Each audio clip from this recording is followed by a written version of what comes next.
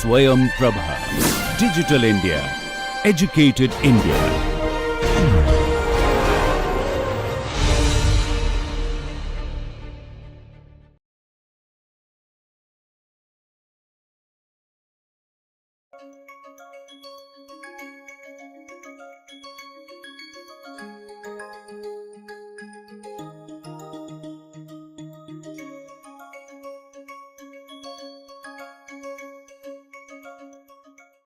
There are some evidences about the role of pranaya and role of prana basically.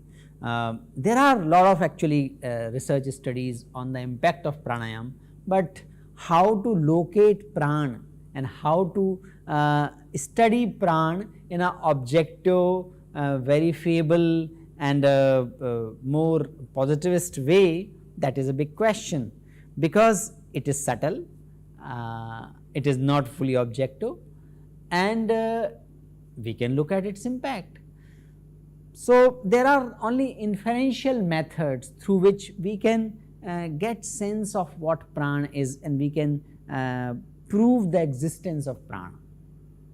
So, in the 2018, this is the 6th edition of Fundamentals of Complementary, Alternative and Integrative Medicine.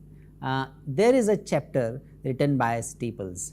Staples compiles various studies which point out the existence of prana, and for the convenience we can club these research findings into the 3 streams. There are studies which suggest that right and left cerebral hemisphere of the brain are connected with the right and left nostril breathing. So, there are some EEG reading based studies which suggest that when the right nostril breathing take place, the left hemisphere becomes more active, and when the left nostril breathing takes place, the right hemisphere related activities and the part of the right hemisphere shows more activity. To corroborate this idea, we all know that left hemisphere, or what we call loosely called left brain, is more related to the logical thinking, verbal abilities, and right brain thinking is more about lateral thinking, more creative thinking related to imagination, working with the space, etc. So, the subsequent research looked at the impact of right and left nostril breathing on verbal ability and the spatial test and the scores in the spatial text. The hypothesis was substantiated. So, left nostril breathing enhances score in the spatial test scores, and right nostril breathing enhances the scores in the verbal ability test. So, this is a kind of a validation of the of the differential impact of the right nostril breathing and left nostril breathing, which is the fundamental aspect of the pranayam. Another example is given about the ultradian rhythms. Ultradian rhythms are the rhythms of the internal organs like kidney or pancreas, and the rhythm of these internal organs are found to be connected with the different nasal cycles. So, these are 3 examples which suggest that right nostril breathing and left nostril breathing have differential impact, of course the complementary impact, but of course the distinct impact on our body system. And as we move further, we will see these nasal cycles have impact on our emotional makeup as well.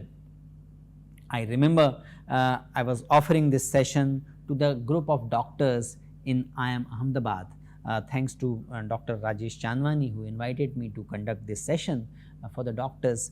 And there, when I was explaining the right nostril breathing, left nostril breathing and the differential impact, there was a sense of puzzlement in the room, because most of the medical professionals look at the fact that ultimately air, whether it is taken from the either of the nostril, goes to the same sac. So, how come it can have a differential impact? but these studies suggest that these are having the differential impact. Nonetheless, this suggests that the idea of Chandra Nadi and Surya Nadi, from here onwards things become even more subjective, things become even more difficult to validate objectively, because nadis, as mentioned earlier, are the channels through which the life energy flows. That is the that's an idea about the pranic structure of our body. Ida, Pingala and Sushumna, these are supposed to be three principal nadis or principal channels. Ida is connected to Chandraswar or left nostril breathing. Right nostril breathing is called Suryaswar and it is connected to Pingala. When Ida and Pingala are in the perfect balance, energy flows through Sushumna, which is in between these two nadis.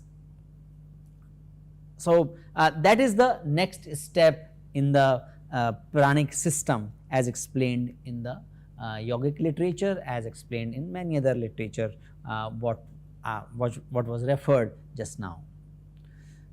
There are some other sets of references which suggest that prana is a source of energy which is distinguishable from the more physical sources of energy. And these examples are taken from the book of Dr. Stephen Parker. He mentions three things: movement without muscle tension. So, he gives example of Swami Vedabharati. In USA, he was conducting a session on biofeedback, and he allowed a doctor to fix the instrument which assess the muscle tension in the body.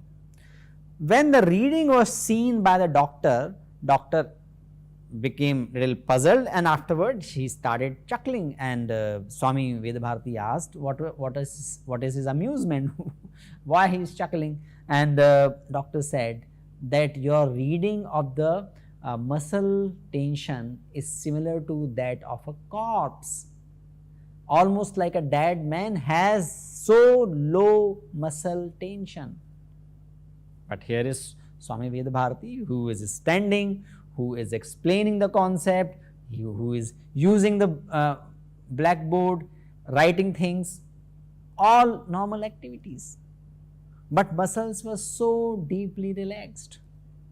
So, Stephen Parker infer that this is the sign of prana and suggests that other than the normal objectively verifiable energy, there is another form of energy. When it is active, it can sustain the physical body, and body was sustained because of that energy called prana, which cannot be captured by the instrument which is made to assess the muscle tension. So, there is a very oft-quoted experiment conducted in 1964, led by, rather observed by Dr. Kothari and the colleague. So, this experiment was about a sadhu who was who sat under the earth's surface, all surrounded by the mud, and gradually his life vital signs start coming down. It reached to the level which was similar to a dead body, but at the stipulated period of time, after few days, when this hole was opened up and there was no way he could get oxygen and supplies of water, etc., gradually at the stipulated time his life signals started coming back. So, this is one of the great puzzles of science. There is another set of examples which is about brain waves. So, when we are conducting something, when we are doing something, a different kind of brain waves are emitted through our brain predominantly. These, for example, we are in a very resting stage, a different kind of brain pattern emerges. When our brain is highly active, another very different kind of brain waves emit. There are yogis and there are studies which suggest that beta brain wave, which are which are emitted in a deep restful states are emitted by the brains of yogis when they are in a waking consciousness and carrying out the normal day-to-day activities, sometimes even carrying out intellectually demanding activities.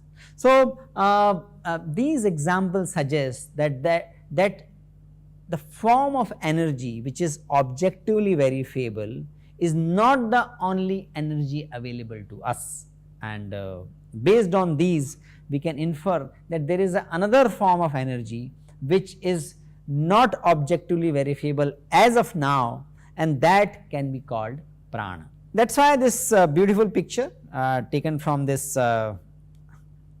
this website akramyog.co.uk, it compares the Chandranadi and Suryanadi with Shakti and Shiva.